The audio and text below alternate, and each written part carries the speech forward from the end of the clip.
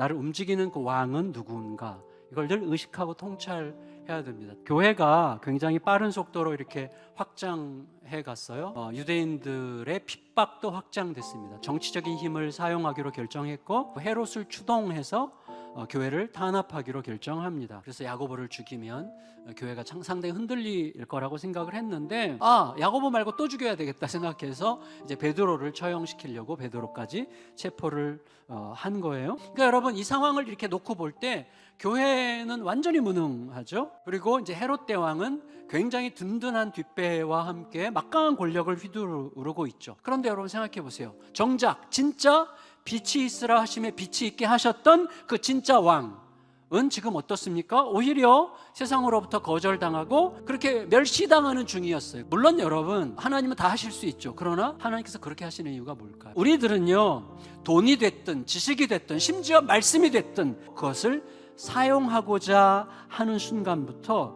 스스로 왕노릇하려는 본성을 너무나 뿌리 깊게 장착하고 있습니다. 하나님에 대한 반역을 반복하는 거예요. 따라서 하나님께서는 우리들을 그런 치명적인 위험으로부터 보호하고 싶어 하세요. 끝없이 주님께, 나의 진짜 왕께 끝없이 묻는 과정을 통해서 가장 안전하고 자유하게 하시는 것입니다. 어쨌거나 끝내 처형 전날까지 왔어요. 하지만 놀랍게도 정작 그 당사자인 베드로의 반응은 완전 충격적이에요.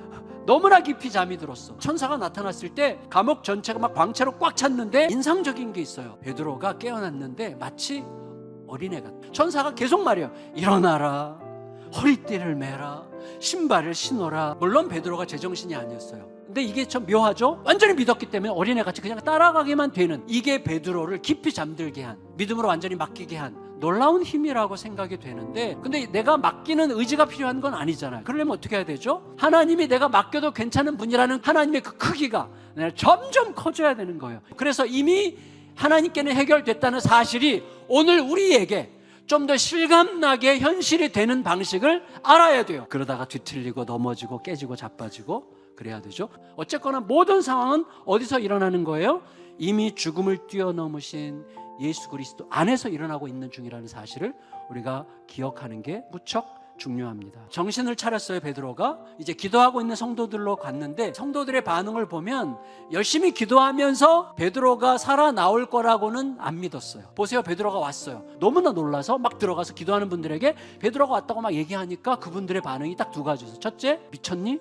두 번째 반응은 베드로의 천사가 왔나 보다, 이거였어요. 그러니까 베드로가 살았을 거라고는 누구도 믿지 않았던 거죠. 그러므로 우리들의 기도에 실리는 믿음을 더 강하게 키워야 됩니다. 여러분, 이들의 기도가 그 정도였지만 응답됐잖아요. 그들의 기도의 정도가 기도의 응답을 결정한 게 아니잖아요. 그러니까 우리가 기억해야 될 건 뭡니까? 우리가 더 기도의 의지가 강해야 돼, 믿음이 강해야 돼가 아니라, 그럼에도 불구하고 우리의 기도에 응답하시는 하나님이 나와 함께 계시다는 사실을 잊지 않기로 결정하는 게 중요한 거예요. 어떻게?